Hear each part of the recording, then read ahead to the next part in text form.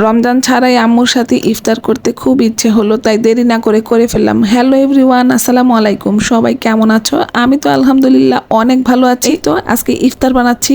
রমজান মাস না, রমজান মাস তো চলে গিয়েছে, অনেক দিন হয়েছে। তো খুব ইচ্ছে হলো যে একটু ইফতার বানাই। এই রমজানের অনেক কিছুই ছিল বাসায়, তো ভাবলাম যে আজকে বানিয়ে ফেলি। আর বানানোর উদ্দেশ্যটা হচ্ছে, আমার আম্মু যেহেতু আমার বাসায় এখন আছে বেশ কিছুদিন যাবত, আর এই রমজান মাসে আম্মুর সাথে একদমই ইফতার করতে পারিনি। খুব ইচ্ছে ছিল, মনটা অনেক খারাপ ছিল এবার রমজানে, করতে পারিনি আম্মাকে সাথে নিয়ে। যাই হোক, তো আমার বাসায় যেহেতু আম্মা আসলো, ভাবলাম যে আম্মাকে নিয়ে ইফতার করি। তো ইফতারের জন্য সবকিছুই মোটামুটি আয়োজন করেছিলাম, যেটা পেঁয়াজু, আলুর চপ, বেগুনিটা করতে পারি না। আম্মাও বললো যে থাক, দরকার নাই, যা আছে বাসায় তাই দিয়ে করো। যাই হোক, যে ভাবা সেই কাজ, সবকিছু রেডি করে নিয়ে তারপরেই তো আমি ইফতার ভাজার জন্য চলে আসলাম রান্নাঘরে। আসলে আমি যখন ইফতারগুলো বানাচ্ছিলাম তখন প্রায় সন্ধ্যা হয়ে গিয়েছিল, একেবারে মাগরিবের আজানও দিয়ে দিয়েছিল। দুপুরে খাওয়ার পর একটু ঘুমিয়েছিলাম, তখন পর্যন্ত এই আইডিয়াটা ছিল না যে এগুলো করব। তো ভাবলাম, ঘুম থেকে ওঠার পর ভাবলাম যে নাস্তাটা যখন দিতেই হবে সবাইকে, তো ভাবলাম এই ইফতারটা বানিয়ে ফেলি, সবকিছু যেহেতু আছে। আসলে না,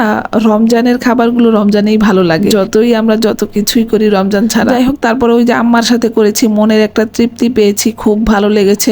সবাই মিলে একসাথে ইফতার করেছি। ইফতারগুলো বানাতে বানাতে দেখলাম যে আমার ছোট ভাইও চলে এসেছে, তখন তো আরো ভালো লেগেছে। তো ভিডিওটা এই কারণে আর কি তেমন ভালোভাবে করতে পারিনি, হুট করে যেহেতু আয়োজনটা করার। ছোট ভাইও যখন আসলো তখন তো আরো খুবই ভালো লেগেছে। আপনাদের ভাইয়াও বললো যে যাক, ভালোই হয়েছে, তুমি এসেছো, সবাই মিলে এখন একসাথে একটা ইফতার পার্টি হয়ে গেল। যাই হোক, তারপরে এই তো আমি কিন্তু মোটামুটি আলুর চপ, তারপর পেঁয়াজু সবকিছুই করে নিয়েছিলাম। পেঁয়াজুর ডাল বাটাটাও আমার ফ্রিজে ছিল, কারণ শেষের দিকে যেই পরিমাণ আমি ডালটা বেটে নিয়েছিলাম রয়ে গিয়েছিল রমজানের শেষের দিকে। তো ভাবলাম যে করেই ফেলি সবকিছু একসাথে। এই তো চুলায় কিন্তু আমি একদম ভালোভাবেই ভাজছিলাম, আর তবে ভালোই লেগেছে, সবাই মিলে যেহেতু একসাথে করেছি, ভালোই লেগেছে। আপনাদের ভাইয়াও খুব আনন্দ পেয়েছে, আম্মু যেহেতু এসেছে আমাকে বলছিল যে যাক, তোমার তো ইচ্ছেটা পূরণ হলো, রমজানে যেহেতু যেতেই পারোনি, তো দেখো এই যে আম্মা আসছে, এখন আম্মার সাথে করে নিলে তোমার ইচ্ছাটা তো পূরণ হলো। আমি বললাম যে হ্যাঁ, ওই তো যে দুধের স্বাদ ঘোলে মেটানো, এই অবস্থা। আসলে বাবা মায়ের সাথে বসে বাবা মায়ের বাড়িতে ইফতার করা আর নিজের বাসায় বাবা মায়ের সাথে ইফতার করার মধ্যে অনেক পার্থক্য আমি মনে করি।